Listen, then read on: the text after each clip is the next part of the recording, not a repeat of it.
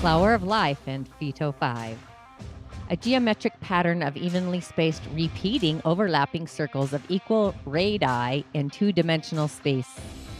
Resembling a mandala, it's a sacred geometry blueprint representing the primordial desire for completion and unity of self.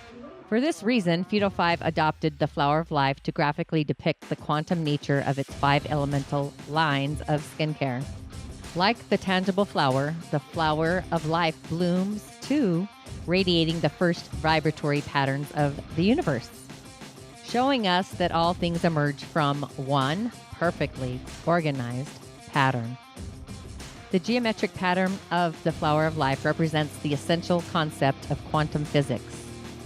Phyto 5's energetic 5-element lines vibrate with a potency that registers in the quantum range of frequency. The Flower of Life is used as a focus both for study and meditation, but it should not only be viewed as a thing outside of and separate from ourselves. Follow for more or gain insight to add energy medicine to your healing practice. Go ahead and visit tonyadee.tv/Phyto-5 or email info@tonyadee.tv, and I will see you on the other side. Ashe, ashe, ashe. Blessings to you, my energetic being. Inshallah and ashe. I don't know why I try to live stream on multi-platforms here, but either way, blessings to you, my energetic beings. It's a mystical, magical Monday, and here in my village, the heavens are still blanketing the earth with some snow, the comforts of snow. In Salt Lake City, we're hitting a new record, possibly, still coming down. So while we're waiting for people to hop onto the show, dive into the replay, taking that moment for a pause and a breath, literally. So the door is actually opening to a day of really taking that breath and that pause, having fresh light, fresh air of insight. So are you going to give yourself time and space to relax and accept yourself for all that you are, the magical being that resides within?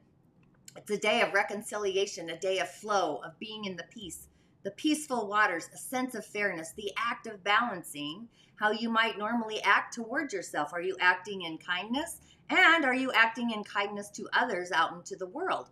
So kind of taking these moments that you come across today and really do a vital spirit check, a check-in with your spiritual vitals, if you will.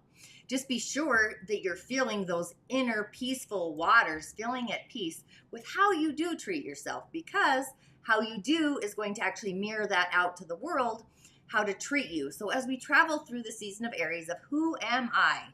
Or who are you? Just remember that we're excelling in our beliefs and we're excelling in what we're going to receive. So with that, welcome to today's Daily Snippet. Once again, I'm your host. I'm a practicing holistic shaman medium, an otherworldly life coach, and a subtle energetic surgeon, and a reflector by design. I do go by the term holistic shaman medium, which is just a choreography emerging of them all. But my intention truly is to utilize the indigenous technologies, the elementals. Once you understand the elementals, the imaginal realm, our original divine blueprint, to navigate our soul's harmonic through those realms, dimensions, portals, gateways, and such, the cosmic energies, with offerings, prescriptions, ritual, the otherworldly kind. Often rituals might just be a dream space, by the way. Something to do there. To really add to the juice, the main stage container, the origin, the rituals of the origin. Why do you think we're going through this cosmic hiccup in the physical world with all the happenings? And did you notice all the insights that literally happened the day that Pluto entered into Aquarius? I'm telling you. Gift and purpose. Are we in alignment? It's about our personal medicine, our prime directive, gift and purpose. All the energetic hiccups that are happening, the chaos that appears to be, the authenticity going against the grain. We are lighting up our own stage here so that our light shines brighter. We're no longer ants in a village of grasshoppers dictating how we should live our lives, right? But with that, my name is Tonya Dee, and welcome to my virtual medicine room. And of course, if you get to subscribe to my channels, YouTube or otherwise, Musing with Tonya Dee Podcast, I do a weekly podcast episode each year, the season of the witches. And being that we're in the season of Aries, who am I inside of myself? Before we go any further, I love to give a shout out. Thank you to all of my new peeps entering the village, friends and guests, the community. Ashe, blessings. I love to give a validation, a voice of acknowledgement. Seeing new members join my show, new friends and guests. Thank you so much. Blessings and ashe, ashe, ashe. And of course, those of you that have been a part of my journey since the beginning, please comment, like, what's your favorite part of the show? It really does take a village, a tribe, a community, a blessing of a gratitude as well to you and for you. So I just always like to give that shout out. And of course, those of you that do tune in to the replay later, I do acknowledge that. And if you don't mind hitting the bell button so you can be notified when I do go live, along with the white rabbit. I love the white rabbit, subscribing, the white button. And remember, a comment if you do feel you need a message for your day. That's just another way of paying it forward. I am pulling 3 messages today that came out of my deck. You could also find me on TikTok, by the way, mostly. Just remember, I am your otherworldly shamanic reflecting assistant. You are your own healer, but sometimes we have energetic hiccups, and we do need an otherworldly life coach assistant. The trivial pursuits of being in this dimension, myself included, to get us out of our own magical way, our mystical magical way today. And the daily snippet, what's this all about? The cosmic insights, the planets, and how they're choreographing in the outer fields. By design, I do follow the lunar energies, the moon through the seasons, and the gates. I do have an activated gate today. I'm actually going to show you that image if I can find it, because you know I'm not real great at this. But I'm getting better. Have you noticed? Here we go. I do have this activated gate today, gate 45 to the 21. And then I do have the sun, I believe. The moon is doing the dance, which makes sense, the moon in Gemini. But it's the career on my mind, the emotional career. This is about getting to the heart of the matter, Saturn, hesitating, being potentially overwhelmed by apparent circumstances, or getting caught up in other people's ego issues. It always affects my own level of my own commitment in life through this channel of money, which is also the huntress, the gatherer, the 45. So it's kind of separating and proceeding in different life aspects without obvious support or having common ground, if you will. So I either discover how to gather resources and support, or on the other side, I find the troubles that create hardship. So it's about gathering together in rulership. It's firm aligning, resonating with that which supports everybody the best and brings community together stronger. So the moon navigating through the season of Aries is also sextiling the emotional self-treatment of our thoughts. Let me get that out of there. Oh, let's go back to this. Of our thoughts. So what does that look like? Are our thoughts emotionally optimistic? And our root channel, the root chakra, feeling the physicality, feeling empathy. It's also when we feel pain in the body, traumas. It's actually, to me, literally, it's about the activation and going back to the womb, when we were in the womb of the mother, which is also could bring us back into the womb of our grandparents, because we've been in this womb space before we arrived to this space, the womb of the grandma, the great grandma, etc.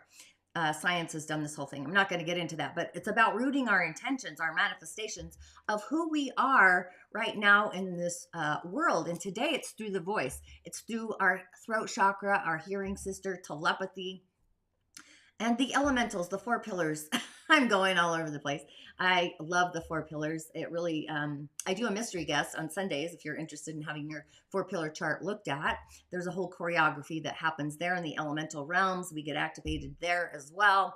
And the subtle energies, the chakras, different energy centers are activated during different cycles and seasons on the earth plane and the heavenly realms.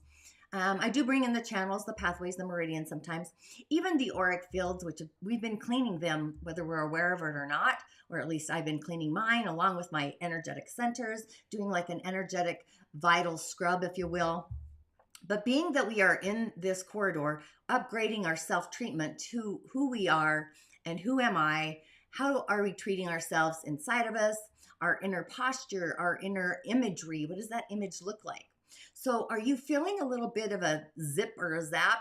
It's kind of like when you go to the grocery store or you're walking on carpet and you touch something and you get shocked. You get that little, I forget what it's called, but it's a little bit of a charge on a day where we're supposed to go into our inner peace corridor, inner reflection, being in co-creation with Creator, and literally receiving the gift, the abundance, eyes wide open to all that has been happening in our world. And Jupiter, woohoo, what we believe has been traveling through the season of Aries and started actually almost a year ago, May. So what have we been expanding and excelling into, what we have been producing, creating?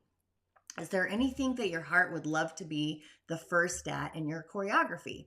Have you started leading anybody, or have you started your own business? Business by design. Gained more courage. Maybe you're climbing into your skin. Just saying. Sorry about that. I felt a hiccup coming on, but it went away. Either way, these are all positive aspects. They're ingredients of the energy of Aries. So a ritual may be called for, a meditation for us to see clearly. And we are kind of still in, we are kind of navigating the energy of the full moon in a way today, which is futuring. It's next week. But the pink full moon, that's that's on the horizon, Libra, the Libra full moon. So by design, I do follow the moon and what is activated in the moon gate, or what gate is activated. But today we've got these two energies, these opposing forces. One is to move and one is to be in sacred lucidity, to be at peace. So it's an energy to be in a peaceful, easy feeling, relaxing and calming, reconciling our inner choreography of our ego state, the posture of our stance, our self-imagery again.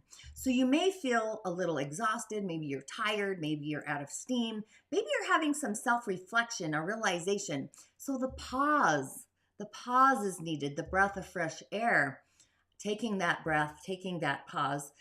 And like, we need authentic rest possibly. So listen to those inner signals. The prime directive energy today is restorative. It's restorative peace. It's rest. It's the harmonics. It's balance. So it's a day to kind of go on your own natural self-discovery, a day to discover your own approach within yourself, your relationship to yourself.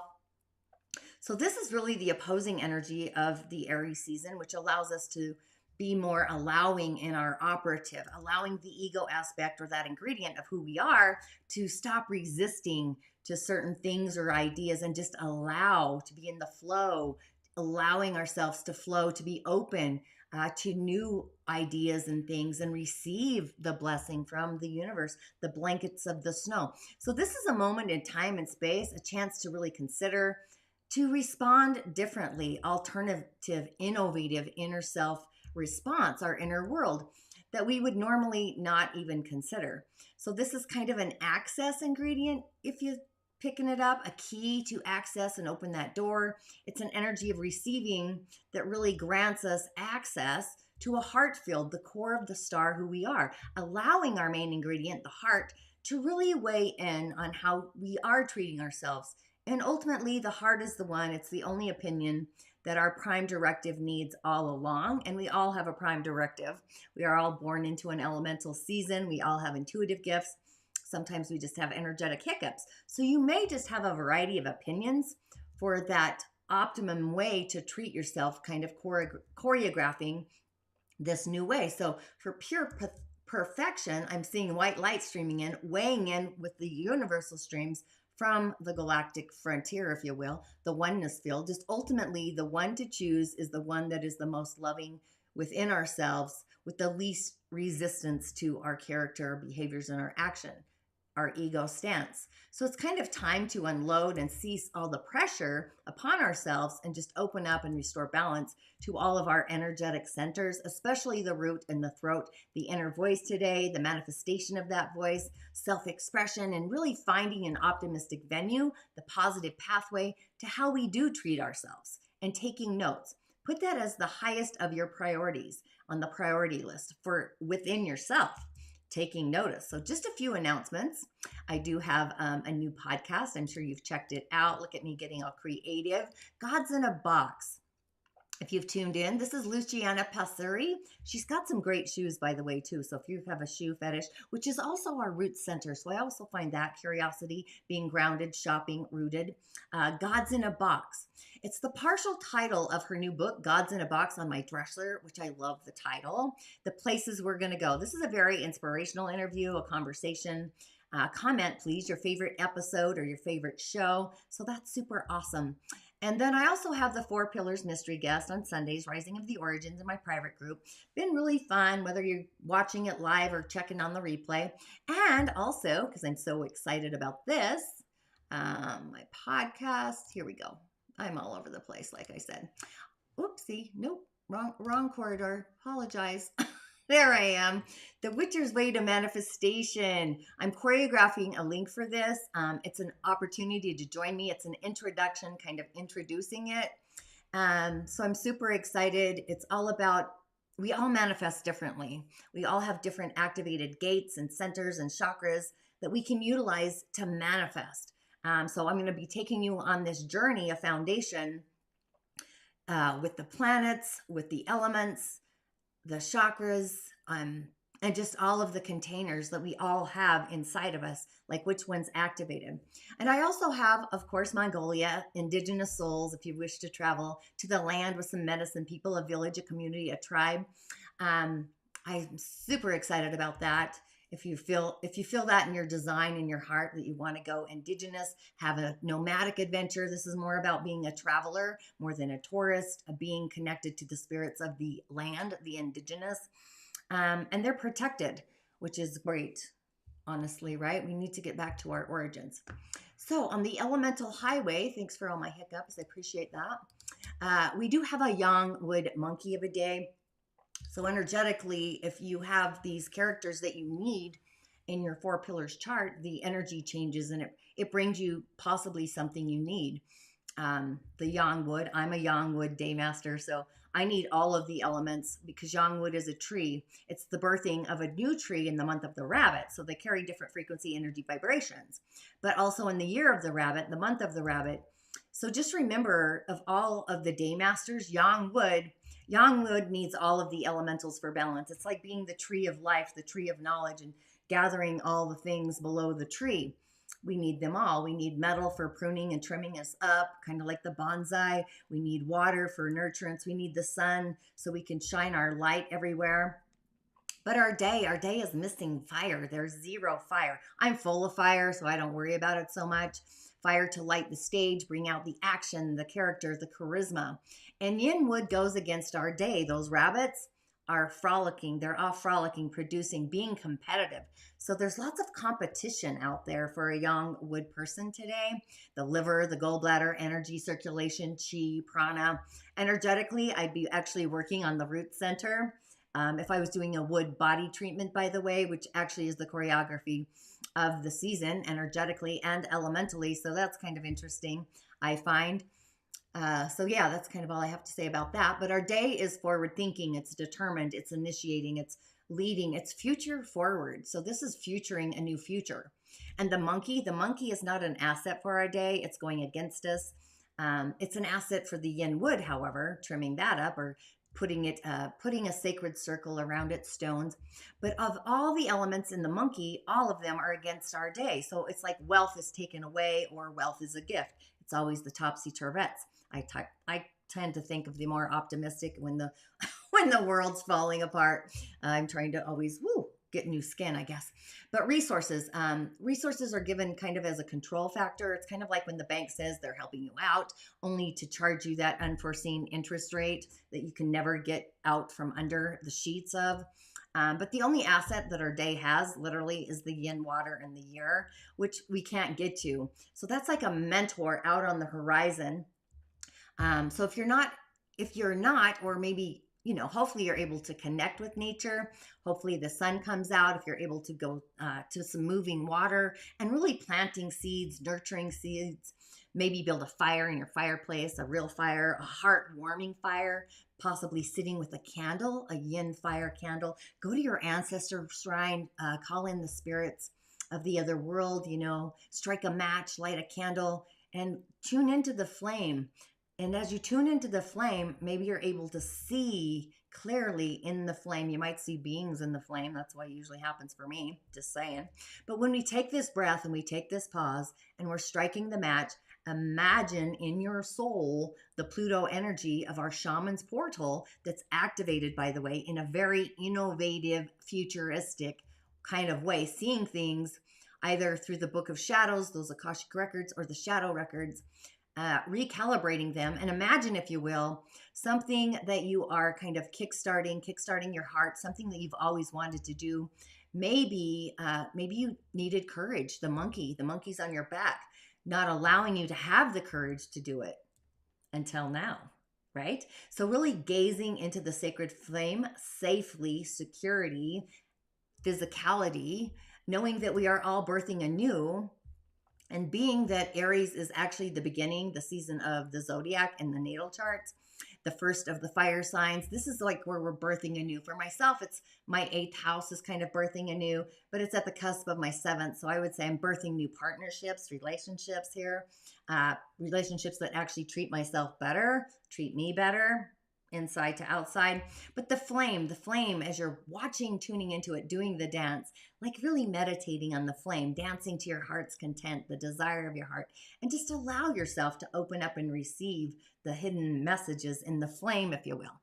So journaling our insights, the receivership, feelings, visions, spirit directed, dreams, all the things. But fire is the flame. It's the tree of life. It's nurturing all these aspects of who we are. The earth to root us, to ground us, sustenance of water. Yang earth is the mountain, but it is also hidden in storage very deep here. And it's not actually a benefit to our yang fire or our yang wood person. I said yang fire because I'm so full of fire in my chart.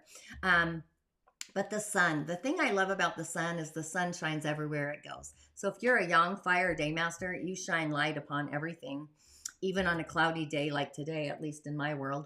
So it's shining in the unseen above the clouds. It's optimism, optimistic. It's on the horizon. So it's like, I'm going to treat me how I treat those around you. It's kind of like keeping our village clean, trimming it up, if you will. All those trees, all that yin rabbit energy, yin wood energy. So if you do have some toxic friends or an environment that's toxic, it might be a great idea to kind of do a reset. Sometimes we got to clean out our field of people that are holding us back in the gates, right? So that's kind of what I'm feeling there. Now today I went with the mystical oracle shaman, the mystical, because it's a mystical Monday, and I feel like we're going to have a really kind of mystical, energetic week happening for us. I feel that every week. What am I saying? But I did go with the Shaman Oracle. And we have the Pachamama. Ooh, who loves this? And it reminds me of my interview with Luciana, quite honestly. But the 40 is about trusting ourselves to know where we heartfelt belong in this thing called life. So what's the frequency? What's the energy that our heart is trying to curate? What's the ingredient of our heart that's lighting us up? Like, what is it we want to do? Where do I trust that I really belong? And I've been going through this. This is the unconditional love that the earth has for each and every one of us, all of the children of the earth. And we're all children of the earth, whether we're in the earth herself, whether we're in the tree or in the waters, the beings of all these places. But the waters that flow, the animals, the plants, humanity, stones, all the things, star, mountain, there's so much. But the goddess of the earth, Mother Earth, Gaia, right? Mostly, right? So it's a gratitude, it's a blessing. It's like thanking her. Our timeless soul can experience life in this biological body, being embodied, all the things, whether it's joy, pain, the trivial pursuits, the energetic hiccups. We get to taste the taste during our brief encounter on the earth. It's really just a snippet of time. So it's like an invitation to really discover the fullness and having unconditional love in all the things, loving all the things, and knowing that we are children of this earth, and the time is now to do all the things that brings us heartfelt joy and optimism, feeding our bodies, even eating right, loving right, be in the heart of our joy molecules, regardless of the circumstances that we're in. And let me tell you, we're in them, right? So just being grateful, an attitude of great gratitude for all the things, for our life, our body, all things that are nourishing for us and to us. The tree of life, the Yangwood tree of our day, needs all of these elements. So it really is an invitation to really kind of relish in the breath of life, doing some breath work, right?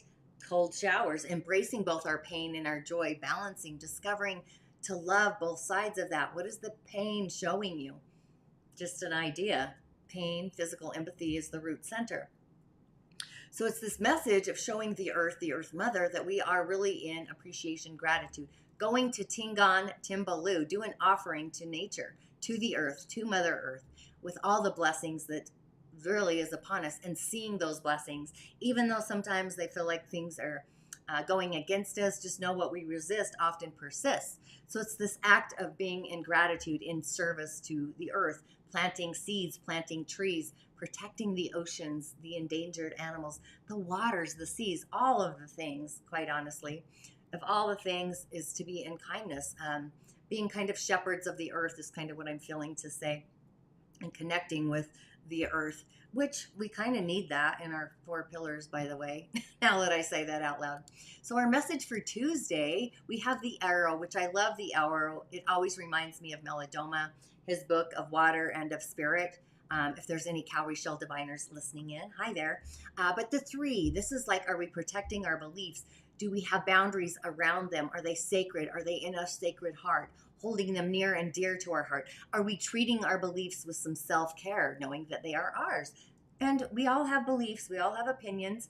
We're all right and we're all wrong. It's an opinion. No worries, right? But the essence of the arrow is a symbol of receiving. It's reminding us that when we are in alignment within our heart and our soul, I would say spirit too, that we are on the path. We're on target. We're flowing freely.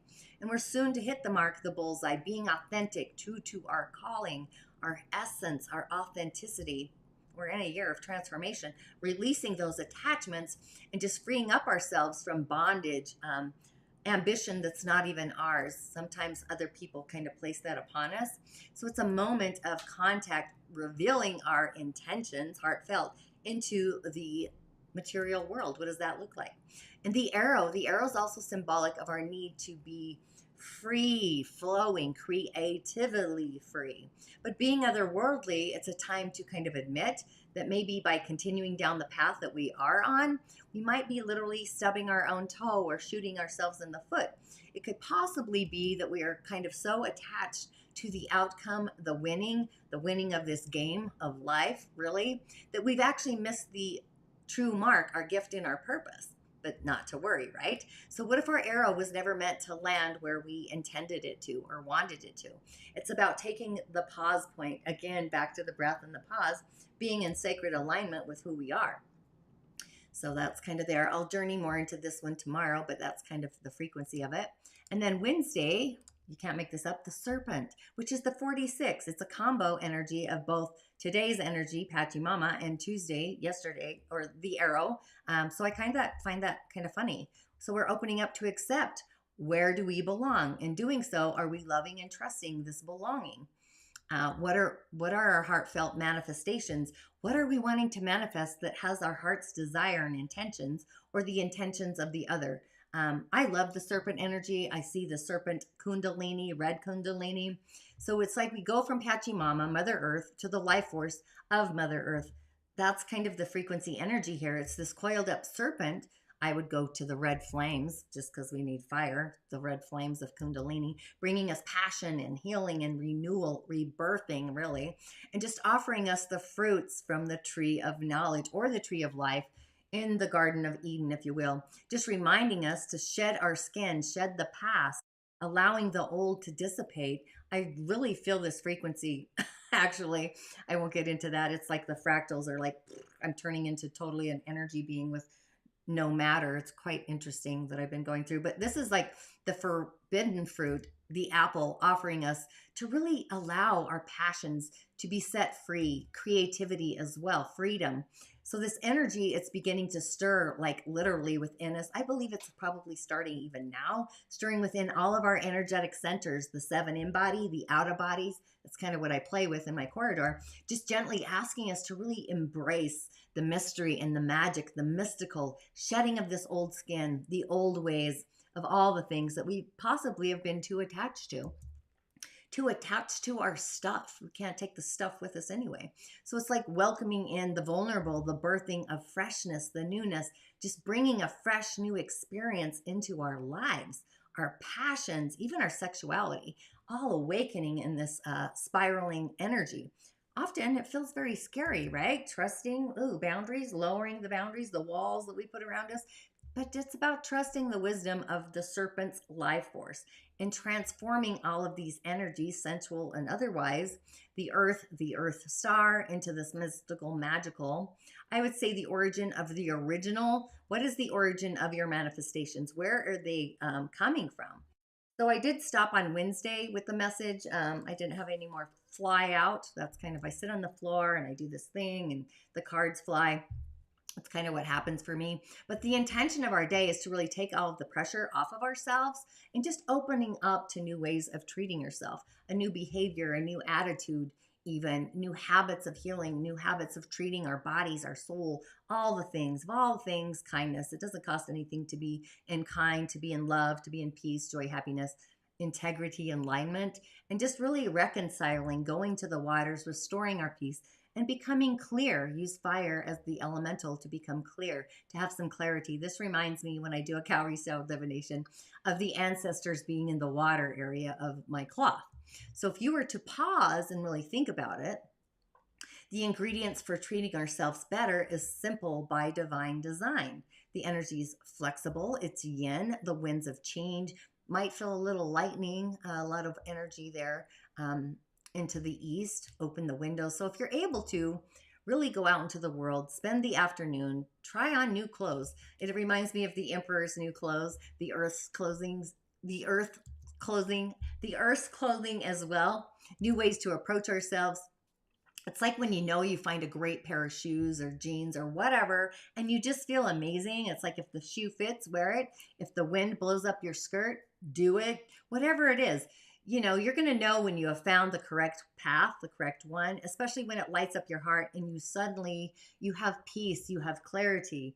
It's time to be our own best friend, connecting with even our higher self, our Sarah, what we look like on the other world, just elevating that connection, that inner friendship. So be kind and be kinder to who you are inside yourself as we go through this process of authentically shedding our skin and accepting ourselves for the magical being that we are. We're all stars in my village, shimmering on the earth plane and shining on. I'd say shine on, my friends and guests, shine on. So I would really affirm, as you know, words are very powerful. You might even hold a mantra to really recalibrate your energy system to what you do believe about yourself to be true. But I would affirm that I'm treating myself with inner peace and my village. That's kind of what I'm sensing. So with all of that, make it a magical day. Oh my gosh, I almost stopped at 11:11. Wouldn't that have been even more synchronicity? So yeah, I'll see you on the other side, at least tomorrow. And yeah, listen to God in a Box on my dresser. Ashe, blessings. Places. I'm in the front seat. He's in the back seat. We're going to a foundation project. He's like, hey, Luciana, you ever heard of ayahuasca? And as soon as he said that, no joke, my entire world went, oh, I just, like, this vibration went through me. And I said, no, but how do I get it? I just knew that was something I needed to try. And so it was, we had that journey in Tanzania, and it was within 3 weeks after that, it was my first journey, Peru, to ingest ayahuasca. So really, plant medicine, though, is much more than ayahuasca. I did what's called a dieta in the jungle on a little island in the Peruvian Amazon.